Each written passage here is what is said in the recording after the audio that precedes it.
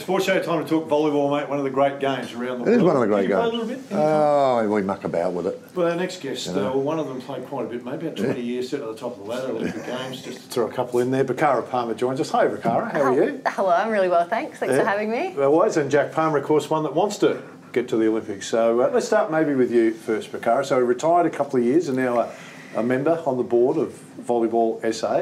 What made you do that? Well, I guess... I'm trying to think of the right words. I just couldn't think of it without going, why would you do that? No, I think the opportunity sort of arose, and I'd been out of the sport for about a year or so, and I love volleyball, I love beach volleyball dearly. It's a sport that's offered me so much throughout the years, so it felt like a really kind of nice opportunity to give back, and there was a position open for someone in that sort of marketing and comms kind of role, which is what I do for work, so it just kind of combined perfectly. And how you found it, the transition? Because most athletes don't, it's kind of like us and them mentality, which it doesn't need to be, and to be successful it shouldn't be. Yeah. But to go from that, was it different to what you thought it was going to be? I think as far as transitions from sport to the real world, as I call it, I think I've done pretty well. I think it felt like a bit of a burden at the time, but I think working throughout my career definitely helped. I had sort of 10 years of work experience while I was travelling and competing, which then meant coming out into the real world, I had a resume and I could go and find work pretty easily. So that definitely helped. I think if the work side of things wasn't as kind of available, I think it would have been a lot harder. But I was ready to retire. It was definitely my own choice, which I also think is a bit of a luxury because that's not always the case for athletes. I have to ask you, Becchara, because I like to ask everyone that attended the Olympics or was a part of the Olympic team that in 2012 in London, my friend here, he's a five-timer Olympian, love talking to him. Not bad. But I always wanted to find out the feeling that you got when you were part of that 2012 Olympic team, going to London. That has got to be, well, it's obviously got to be a highlight of your time, but take us through that period. Yeah, it was a really interesting period. I think the 18 months of qualification that we went through, myself and Louise Borden, to get there was probably one of the hardest 18 months of my life in a bunch of different reasons, obviously physically but mentally and emotionally as well. Sure. So I remember the moment very vividly when our coach told us that we had qualified for the Games. We were in Rome, we'd just finished a tournament and we had snuck into the top 16. We were going to be in the 15th position. And I mean, my heart rate races now just thinking about it. It was so incredible. To be honest, it was a pretty massive relief more than anything. Yeah. There was a lot of pressure on us to qualify, but that was pretty incredible. And then the Games itself didn't go the way that we wanted, but there was a lot. It was really special. Like my mum and dad came over to London. Dad came from England. He came over when he was young and had never been back. So for him to go back to England and sort of enjoy his homeland and watching the Olympic Games was pretty special. So there was a lot of elements to it that was really cool to be a part of it, and obviously the big team and getting the there forever. It's there forever. Was Michael Nelson coaching it through that period? Mick was, Mick was coaching it. Your relationship with him? How would you describe that? Well, we were sort of friends before we were coach and athlete. Again, it was a really tough period for, I think everyone within the team had their own challenges. Now we're really great mates, which is really nice. I think we went through a bit of a period where we didn't have a lot to do with one another, but we sort of came together, and I think with the time and space we were able to have a really sort of candid conversation about the experience that we went through and I guess what it meant for both of us, and I think we've connected really nicely on that now. So yeah, he's a great guy. Hey Jack, you're sitting there patiently, mate. 2006, I'll take you back a little bit. 2006, junior world champion, if my memory serves me right. Yep. Kind of where you're heading, Jack. You have a chance to sit and spend some time comparing notes on that?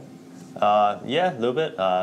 Aiming for the 2032 here at home in Brisbane. So I'd love to go to 2028 would also be an amazing experience. But definitely the home 2032, which is not so far anymore for me at least. But yeah, super excited to try and stretch out my volleyball career. What drew you to volleyball, mate?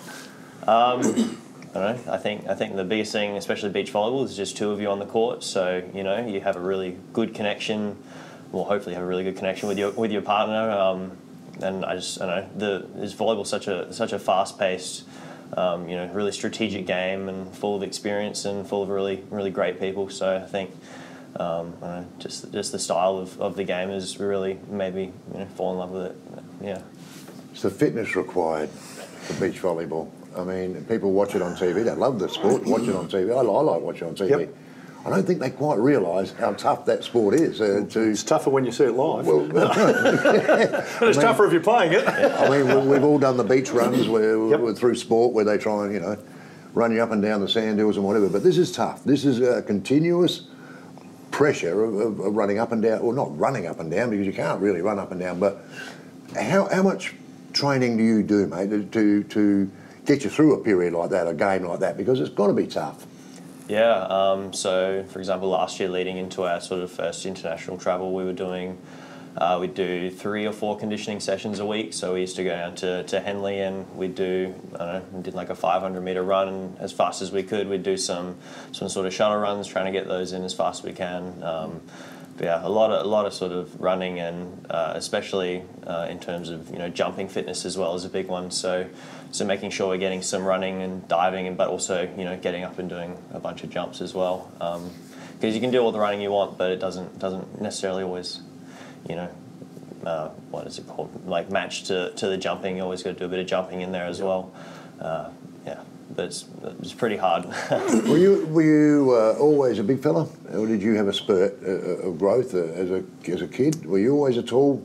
I was reasonably tall. I actually used to live in South Korea, so I was always a little bit shorter. All of my classmates grew in around year 7, year 8, so I was considered short. But I had a big growth spurt in year 11, and, you know, kind of still growing slowly but surely. But yeah, I guess I was always reasonably tall. The reason I ask you that is because you would fit nicely into a couple of other sports that I can think of as well. Were there other sports involved as a junior?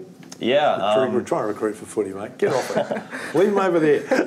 My shackles came up. I'm with you. Start stabbing his eyes out here. Yep. I used to play a little bit of basketball, just sort of at a club level. Never really managed to make it to a state level.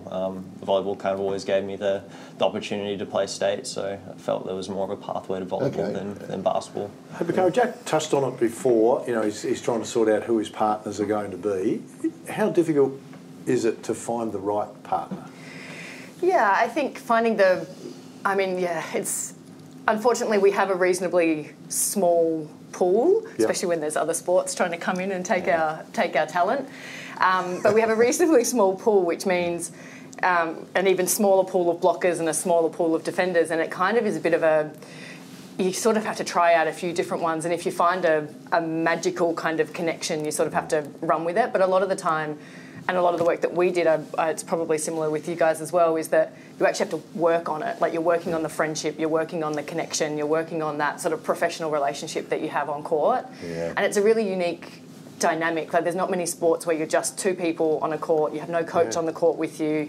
You're very independent, but you're also very reliant on the other 50% of your team being your partner. So it's a really interesting dynamic, and it takes a lot of hard work to make it work. So you need to get on. It helps. I mean, you don't have to. There's some international teams. There was a couple of brothers from Switzerland who played, who didn't even make eye contact, wouldn't talk to each other at all. It was really hard to watch, but they played pretty well. It's not. I don't think that's how anyone wants to spend their entire professional career, but that's. Yeah, I mean, it's doable, but probably not recommended. Wow.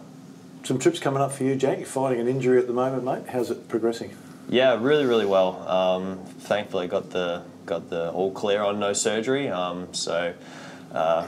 You know, just moving forward slowly but surely.